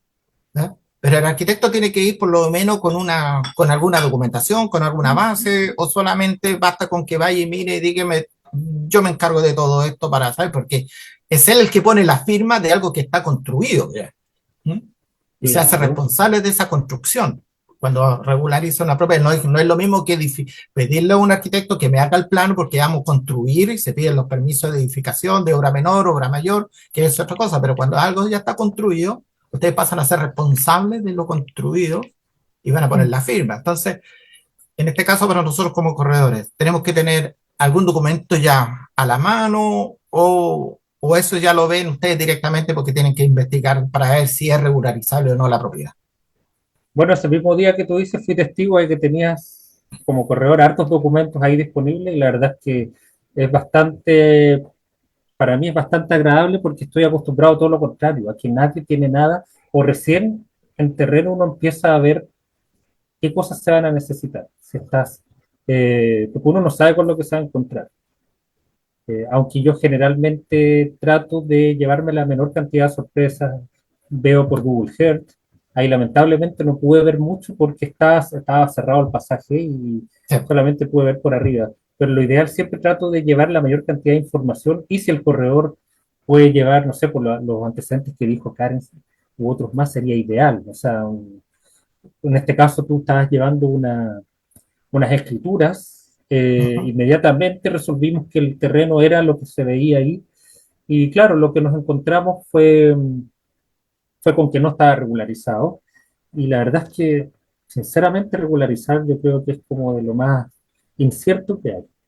La posibilidad de que una autoconstrucción termine siendo aprobada yo creo que es menor al 50%, lo que siempre he pensado, y al final los arquitectos terminan muchas veces cargando con esa responsabilidad, a veces modifican los planos y asumen responsabilidades, otras veces están durante años tratando de regularizar, ingresan y salen rechazados, y como dices tú, es porque la casa ya se hizo de una forma que no compatibiliza con las normas actuales. Regularizar es, no solo el arquitecto asume, sino que se involucra en algo que es que no tienes certeza de que lo vas a poder Mm. sacar, y no por tu responsabilidad, sino que justamente por esta falta de compatibilidad. Claro, donde falta información, sobre todo cuando no hay planos de la edificación, por dónde va la extendido Mm. eléctrico, las cañerías, que tenemos que destapar una cañería de un departamento por ahí. No, pero o sea, eso lo puedes rehacer, pero por ejemplo, ¿cómo rehaces cuando no cumples con un arrasante, con un distanciamiento, Claro. no puedes mover la casa? De ahí es donde uno se tiene que poner creativo, pero terminas poniéndote creativo eh, para justificar algo que ya existe, no en un diseño. Y eso es lo triste porque la mayoría de los ingresos que entran a las direcciones de obra hoy día 2025 son por regularizaciones. Es muy poco lo que me toca ver a mí, muy poco lo que se diseña hoy en día. Y eso A mí, demuestra en la crisis en que estamos. a mí me gusta a ustedes cuando les toca a las clases de tasación y la parte urbanística, yo siempre les mando fotitos de cuestiones medias raras. Mm. Para que se Los entiendan, 3 pisos. casa sólida, pareada por ambos lados para que se entienda, de Claro. 2 pisos y tiene un tercer piso. Mm. O Sí. sea, eso no lo vaya a regularizar aunque le pasé Siempre, el billete al director de obra. claro, y siempre lo que siempre he dicho, siempre me tiene que tocar eso a mí. A veces paso por casas que las veo que están impecables, pero cuando llego a la que me toca a mí, siempre veo como que empiezo a mirar y digo, ojalá que no sea esta. Y, Mm. ojo, no acá, pero me ha tocado, no sé, en Santiago, en Independencia, las que hacen extranjeros, con todo respeto, pero quizás no saben mucho, sobre todo la comunidad peruana, no maneja mucho las normas acá, entonces aparecen unas cosas que yo digo, esto, no sé cómo voy a regularizar esto. Y, y para mí eso es como lo más estresante que puede haber, una Y no regularización. solamente en la autoconstrucción, Eduardo, a mí me pasa con lo mismo que tú dices, ¿por qué me toca a mí? Que de repente incluso hay tasaciones pilotos que han hecho otros tasadores de edificios completo, condominio, y resulta de que se recepcionó con una normativa que ya no está vigente y ahora la cuestión se afecta a expropiación. Y la expropiación, me tocó el año pasado, pasa por 2 edificios completos y se habían dado crédito hipotecario y toda la cosa y yo hoy destapo la olla. Entonces de repente me toca Aquel informar premiado. y se me van todos encima, desde el abogado de la inmobiliaria, el ejecutivo, el cliente, pero ¿cómo? Y cambian tasadora, que no sé qué. Y yo, acá están los papeles. Voy a la dirección de obra y todos saben que la situación es así. Pero, y al final Justamente. uno tiene que lidiar con esas cuestiones porque finalmente te vaya en contra de todo un sistema y resulta que hay tasadores atrás que dijeron que la cuestión no tenía, pero es porque hay tasadores que no son prolijos, no revisan la documentación y se guían solamente por lo que le entrega la información sesgada que le entrega la inmobiliaria, que es lo que es a su conveniencia. O en otros casos que Justamente. nos mandan a conjuntos con recepciones definitivas en Valparaíso, en Curauma, Y Ya. están, no sé, por la inmobiliaria, la famosa inmobiliaria que ya... Gal, que empieza con G. Sí, esa misma, que comienza con K y termina con Lea, Con Lea. y no tienen recepciones definitivas de todo, y las casas no tienen cercos, no están terminadas, y te muestran los pilotos. Tú no puedes tasar un piloto porque después resulta que hay un problema. Me tocó una colega que trabaja en el Banco de Chile, que después el seguro no le quería cubrir al cliente porque el tasador había tasado el piloto. Mm. Entonces, ojo con esas cosas, no es tan simple porque de repente uno va y se enojan los vendedores o los corredores de propiedades cuando están con corredores. Oye, pero el otro tasador no entró al piloto, claro, pero las consecuencias que vienen después. Y bien tú sabes, Ariel, que el tasador es co-solidario con el banco en estos Eso temas es. cuando no cubren los seguros y todo eso. Entonces, Y no es lo mismo tasar el piloto del primer piso que el departamento número 25. claro, porque puede que el primer piso esté hermoso, espectacular, pero el de arriba no tiene water, pues, no tiene Ah, nada. Entonces, imagínate. o la Entonces, orientación no es a la adecuada, que es muy no es más la húmedo que el primer misma. piso, que eso también puede afectar a lo Claro, mejor la pero tasación. en estos casos los descaros son más grandes porque no están terminadas, no Ah, no tienen está pisos, terminado. no tienen nada. Si tienen Están recepción, recepcionadas. están recepcionadas y esta cuestión viene de años para atrás. De hecho, yo rechacé tanto que esa inmobiliaria nunca más me llamó. Y ahora le está pasando a una colega que trabaja conmigo. Y los vetan y después empiezan a llamar a otros tasadores, así como en las empresas grandes, los tasadores más nuevos, porque Claro. caen en su juego, caen en esos Ah, juegos. hazme la tasación nomás, si total, igual te pagamos. Mira, Eduardo sabe algo, por eso sabía cuál era la inmobiliaria. Pero Vos- sí, por suerte yo no recepciono esas cosas. Eso. Pero Pero debe haber gente que recepciona, pues, y ahí hay un juego ahí, pues, hay un jueguito ahí detrás. Este mundo de las pero sí. tasaciones y del urbanismo es tan complejo que es una cosa que el corredor de propiedades debería manejar al revés del derecho. ¿No? No siendo arquitecto, no siendo ingeniero, qué sé yo, pero sí tiene que, para poder defender la venta, para poder defender lo que está vendiendo, ¿no? Sobre todo cuando hay paños inmobiliarios o propiedades que están con ampliaciones, si están regularizadas o no están regularizadas, de manejar lo mismo que lo que yo dije en un principio de este terreno que tenía este canal de agua, ¿eh? Que por mi ignorancia yo no lo sé, ahora ya lo sé, porque me lo explicó el abogado. ¿Eh? Por eso que estamos preparando justamente un nuevo curso que es de urbanismo, tasación y derechos de agua, que vienen ya estos tres conceptos, ¿no? Para poder perfeccionarnos cada día más. ¿No?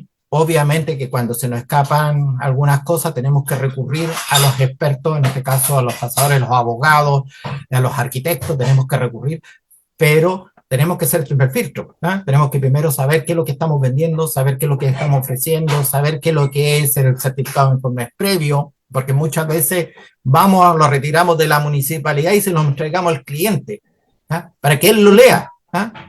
No páseselo al arquitecto para que él lo lea. Pero si el cliente que no tiene idea dice, pero usted me lo podría explicar, no, que se lo lea al arquitecto, para eso me lo pidió. No, tiene que saber leerlo, tiene que saber interpretarlo, tiene que saber qué es lo que está ofreciéndose, que por eso vamos a preparar este curso especialmente para todos los corredores de propiedad, y no tan solo corredores de propiedad, sino que también para personas que se dediquen al rubro inmobiliario, como constructores, contratistas, qué sé yo, pues para poder desarrollar todo lo que es la parte de tasación, todo lo que es la parte urbanística, porque no es lo mismo construir una casa o vender una casa para fines comerciales como para habitacional, o de recreación, que son totalmente diferentes, y sobre todo cuando hay estos problemas de los derechos de agua, cuando hay pozos, acequias, ríos, riachuelos, lagos, lagunas. ¿Ah? Así que también eso influye. Así que próximamente ahí vamos a estar hablando de cuando vamos a partir con este curso, donde obviamente van a estar estos dos profesionales, que es Karen Antinepay y Eduardo Salas, más algunos abogados hay que ya tenemos, Juan Antonio Grancilla, que es topógrafo, ingeniero, que también es relevante también en el tema porque, como decía Karen, en una parcela, si no están destacados, hay que hacer un levantamiento topográfico para que haya un informe para saber cuáles son los del linde. ¿Eh? Y no que el dueño diga, de donde ve ese roble, hasta donde está esa vaca, es mío. Mm, Eso no 10 sirve, porque pasos para allá. la Mm, vaca se movió y ya se nos corrió el tiro del linde. ¿Eh? El roble quedó ahí, mm, pero la vaca se movió. Así que eso lo exacto. vamos a estar viendo muy prontamente. Los terceros pisos, cuarto piso, condominio, conozco con problemas que hay filtraciones. Bueno, si todo eso también influye en las tasaciones, las filtraciones y la construcción. Karen, Eduardo, muchas gracias por su tiempo, por estar en nuestro programa y va a estar en nuestro canal de YouTube, Hablemos de Corretaje, para que nos sigan en el canal de YouTube, donde hay bastantes videos interesantes con grandes profesionales como hemos tenido hoy día a Karen y Eduardo. Así que no les quito más tiempo y nos estamos viendo pronto. Eso, que estén En muy una bien. reparación de una cañería en un departamento No. que ya lo van a ir a reparar porque nos mandaron de dónde podía estar la filtra. El tapón. Hay un guayo metido ahí, yo creo. Debe ser tarro antiguo. Ya, chicos, listo. Nos vemos. Gracias. Buenas Chao. noches. Estén bien. Buenas noches. Chao. Espero que les haya gustado este nuevo programa de Hablemos de Corretaje, la voz del corredor de propiedades, donde cada semana, no cada día, porque todos los días no lo podemos hacer, cada semana o cada cierto tiempo estamos con profesionales del rubro inmobiliario para hablar de temas importantes que nos competen a nosotros los corredores de propiedades: tasación, urbanismo, legislación, mandatos, poderes, preestudios de títulos, varios temas que de repente a nosotros tenemos que saber manejar para poder vender una propiedad. Recuerde que nosotros no somos vendedores de propiedades, somos asesores inmobiliarios, somos corredores de propiedades donde orientamos al que compra y al que vende para poder tener un buen manejo de lo que vamos a hacer. Así que, y cuando tú hagas tu trabajo, haz respetar tu trabajo, cobra tus honorarios de corretaje, porque tu trabajo no es gratuito. Sabes que te toma tiempo y dedicación. Sé que esos corredores por ahí que no cobran a los vendedores o a los corredores, para mí son simplemente vendedores. Tú eres más que eso, eres un corredor de propiedades y tienes que saber valorar tu trabajo. Así que lo estamos viendo en cualquier otra oportunidad. Estamos próximamente a un taller de preestudio de títulos con 3 abogadas, donde vamos a hablar de los mandatos, vamos a hablar de la gerencia, vamos a hablar de los preestudios, de la promesa de compra-venta. Así que si necesitas información con respecto a estos talleres, déjame mensaje aquí en Facebook y te voy a contactar para que estés informado de lo que estamos haciendo. Así que una vez más me despido y muchas gracias por la audiencia. Chao.